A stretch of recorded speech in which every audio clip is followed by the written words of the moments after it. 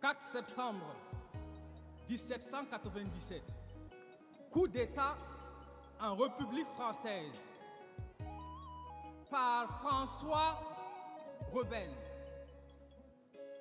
11 mai 1798, coup d'État en République française, la loi du 2 Floréo.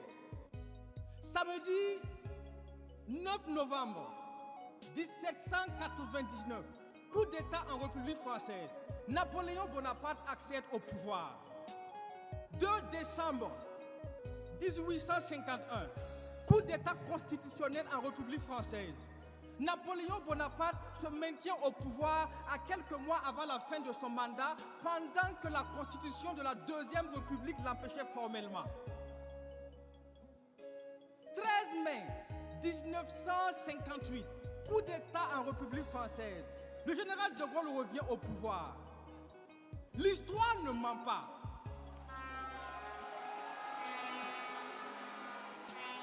L'histoire ne ment pas, sauf si on laisse les menteurs la raconter. Avant même que le Burkina Faso n'accède à l'indépendance, la République française avait déjà connu 6 coups d'État.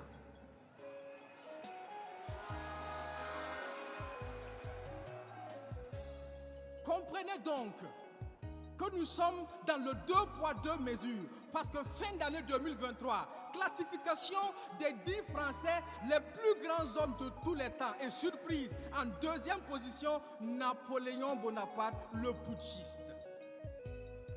Dans le 2 poids 2 mesures, quand c'est eux, ce sont des sauveurs, et quand c'est nous, ce sont des putschistes.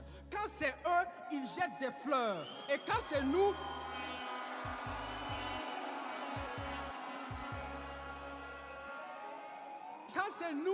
ils balancent des sanctions.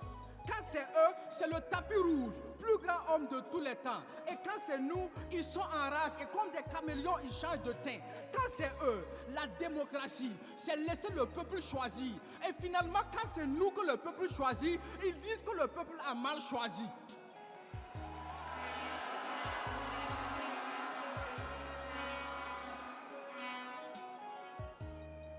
La démocratie, c'est le libre choix, et la dictature, c'est quand on impose. Mais quand eux, ils nous imposent la démocratie, n'est-ce pas ça aussi la dictature? Alors oui, on a bien le choix, mais le choix entre 2 dictatures. Celle que l'on dissimule dans les lois et celle qui révèle les lois dissimulées. Ne confondez pas la liberté et le fameux libertinage. Ne demandez pas à une prostituée des conseils de mariage.